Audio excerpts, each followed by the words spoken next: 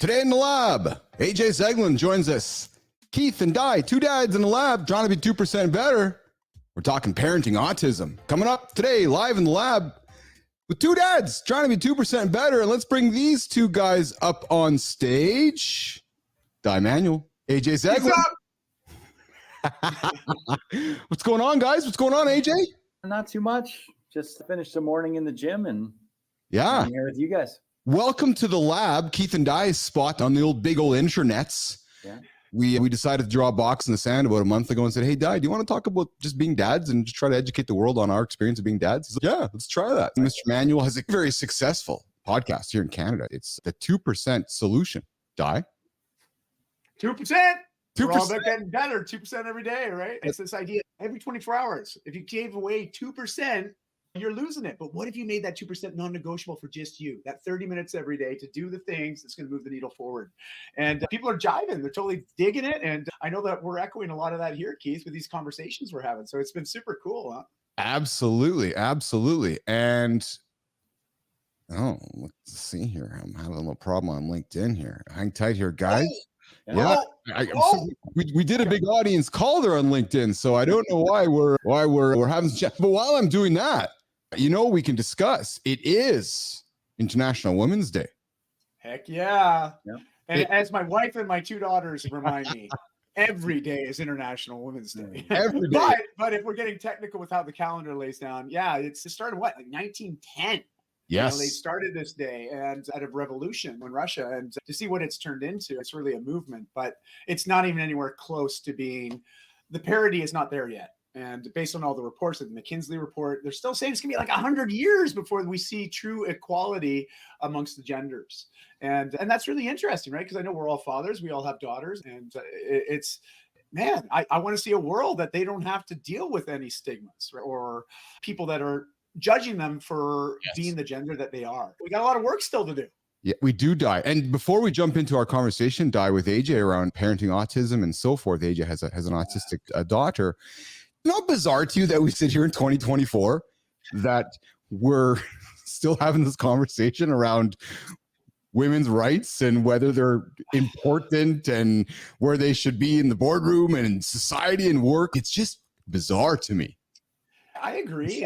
But you also know we have my daughter, especially, she has a lot of friends that identify as non-binary. Okay. And so I've been getting used to that the last 3 years while she's been at university and meeting her social network. And that's been a big adjustment for me, being honest. At 47 years old, I trip up on my words all the time. I still use he and she and getting corrected constantly, but I'm trying to respect people's choice and I appreciate that. Yes. But I'm like, we've just thrown another wrench in there. I'm just trying to get on parity with men and women. And now we got this whole other thing we got to figure out. And I'm just being honest. I'm a man who identifies as a man, and it's challenging because I'm trying to undo a lot of past learning. And I think that's why we are where we're at. There's still a lot of old thought patterns and belief systems. And to be fair, there's a lot of legacy businesses and industries out there that it's still like, I came from the fitness industry, and it doesn't matter. I go to the trade shows and it was still like a huge amount. It was Pareto's principle was probably 80-20, 80% of the people there, and almost 100% of the salespeople were men.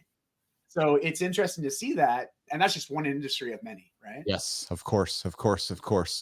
So let's pivot the dialogue. AJ, we invited you into the lab. I know that myself and Dai have been striving to create content to help dads like ourselves with their day-to-day lifestyles and with their families and so forth. And I know you and I have known each other for many years, AJ, and we're here to talk about autism and parenting autism. Speak about your wonderful daughter, Leighton, and the experience of being a father to an autistic child. AJ, where do we start? Oh, yeah, I don't even know where to start, to be honest, actually. Obviously, it's being a parent to any child is obviously really special and a great opportunity, right?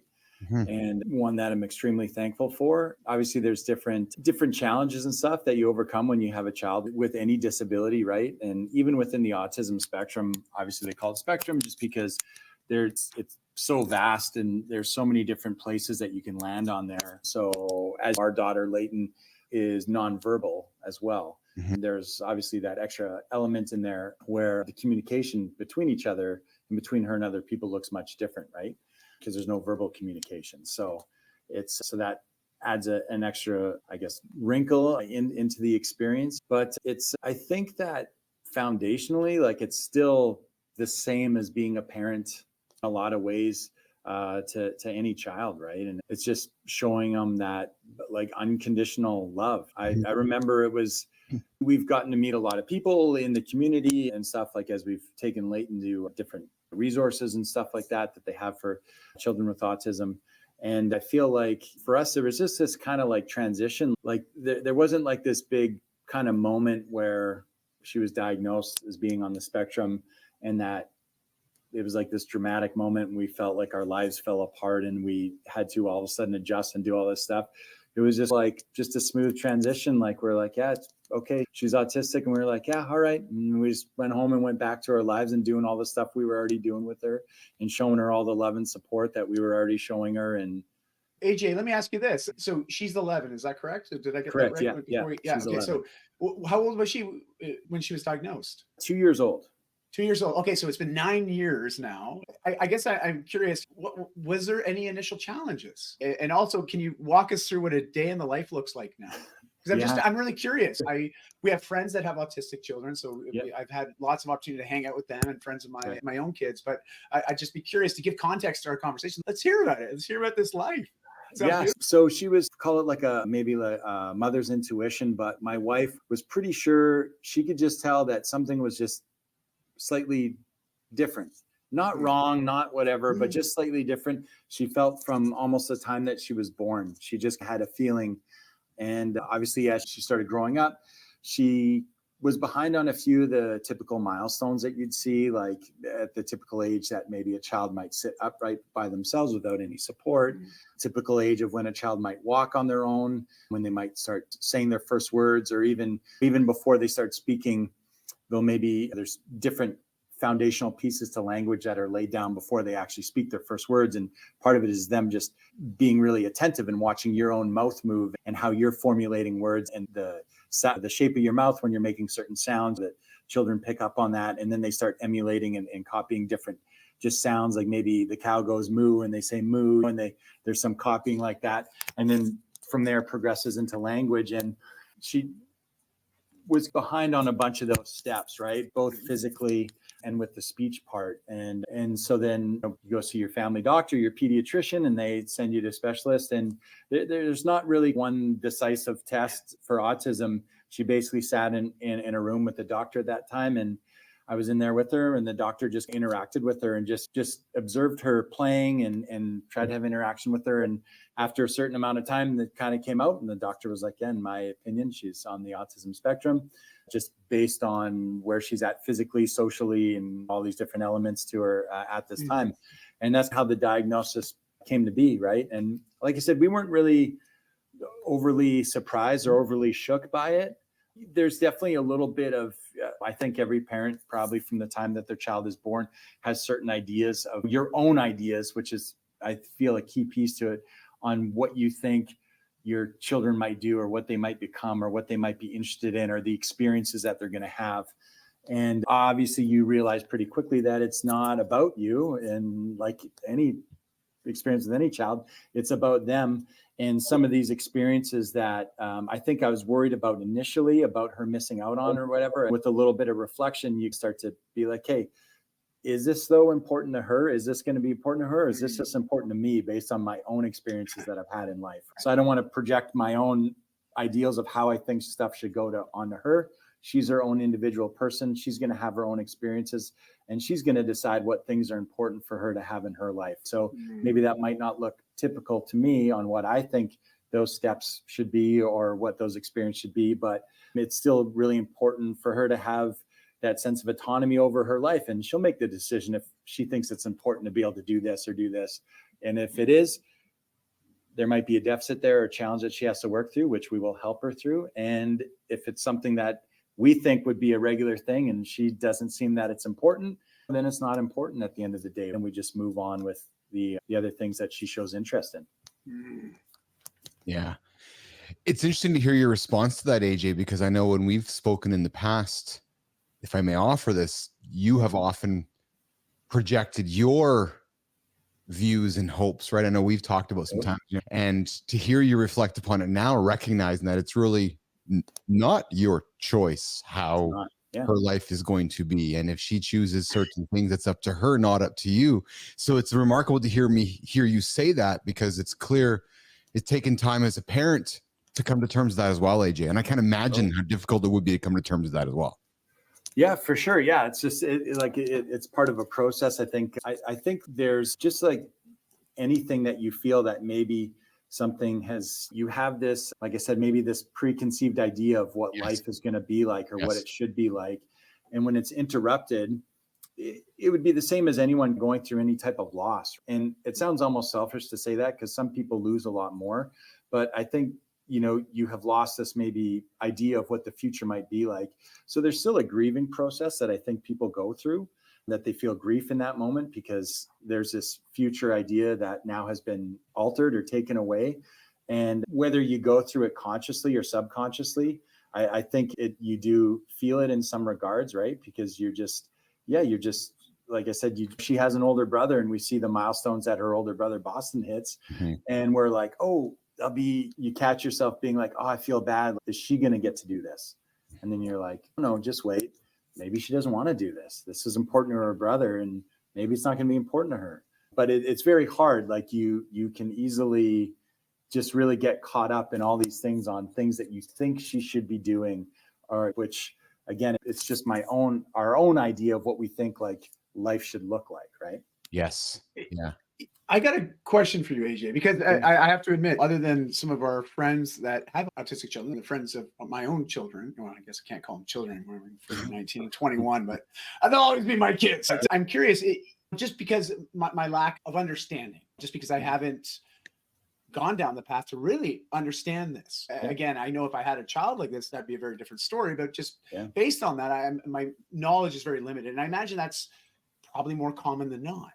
And I'm curious, in these last 9 years since you had the diagnosis, is there any misconceptions or things that you wish more people would be aware of when it comes to autistic children? Do you run up against misconceptions or find yourself always trying to educate people? And I'm just curious, what's that experience been like, and what are your thoughts on that?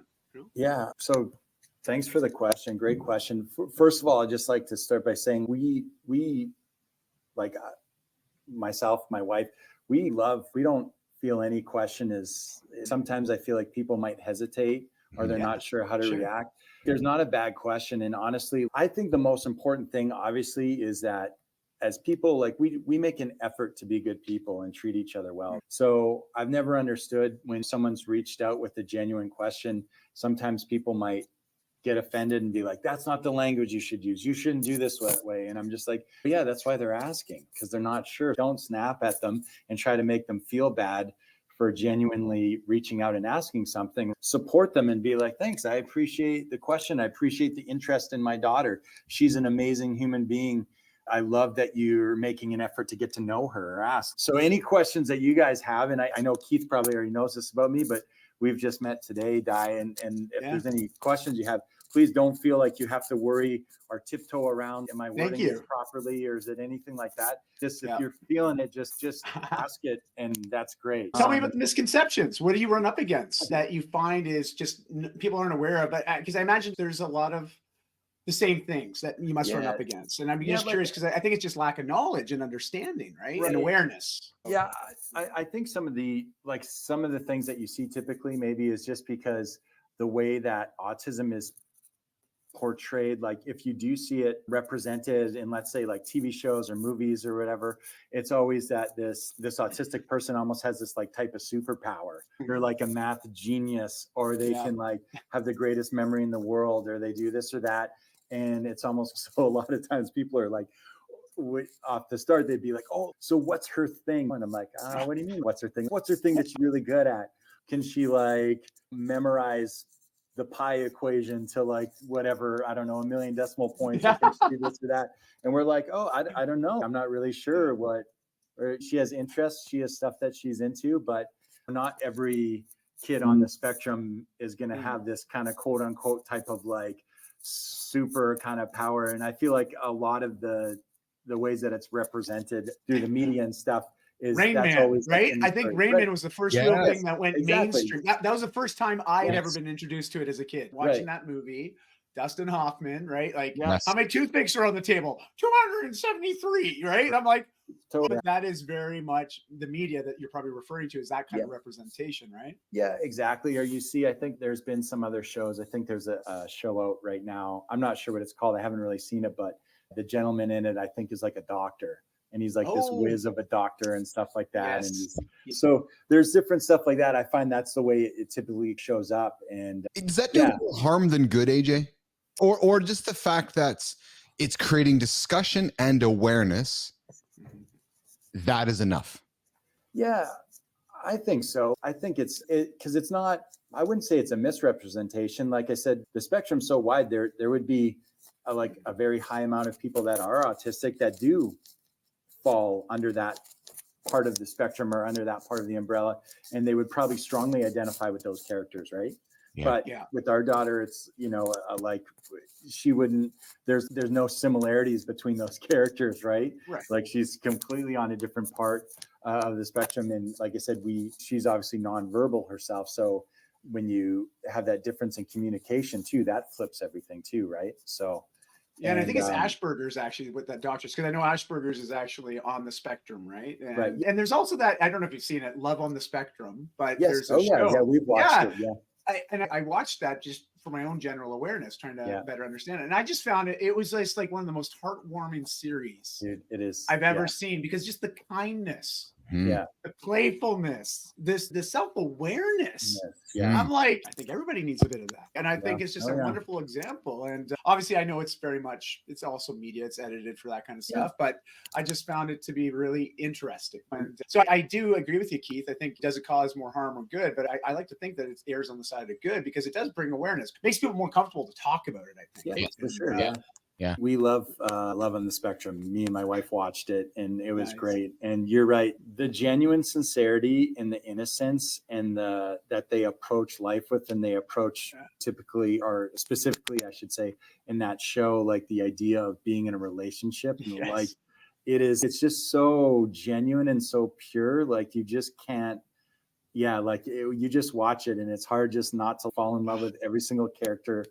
Every single person on the show, every personality on the show, like it's pretty special. I know, like with our daughter, it's different in the way of obviously how we communicate with each other, but when you make that connection, there's something just so special about it that just feels so different than any connection that you've ever had with another human. And in our case, obviously it comes from even a slightly different spot, because she doesn't verbalize it back, right? But like the ability to, I might get choked up here at certain points, but the ability to feel that type of love and connection with someone, although nothing was spoken, is just amazing experience, right? And I think sometimes we're very fortunate when we communicate verbally and have the ability to verbalize some of those things that we're feeling and stuff.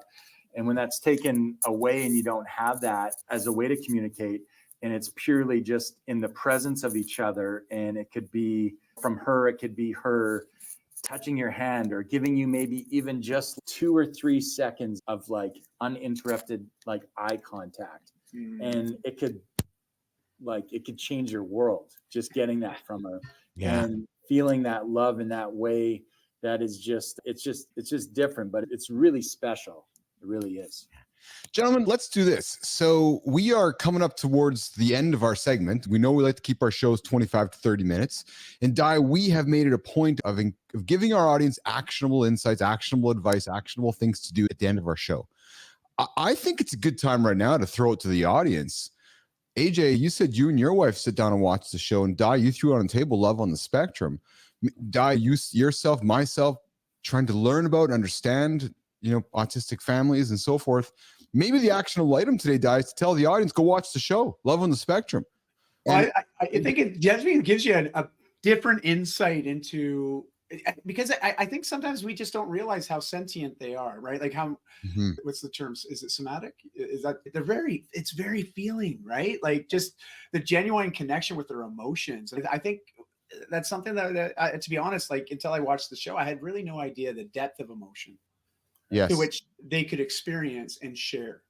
And so I definitely think if people have a certain skewed thought, or maybe they're genuinely want to be more aware, I think it's a good show. What are your thoughts, AJ? What would be the number one website for resources for people that want to learn more as well?